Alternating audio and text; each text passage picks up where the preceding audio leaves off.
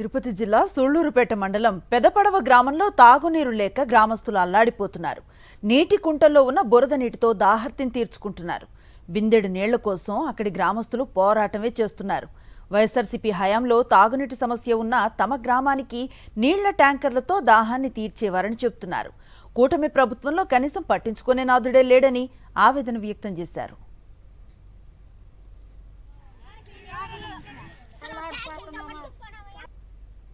YCP ప్రభుత్వంలో జగన్ రెడ్డి గారి ప్రభుత్వంలో ట్యాంకర్లు పెట్టి ఉదయం ఒక ట్యాంకి, సాయంకాలం ఒక ట్యాంకి, లేదా సాయంత్రం కూడా మధ్యాహ్నం కూడా ఒక ట్యాంక్ అప్పుడప్పుడు తీసుకురాతున్నారు.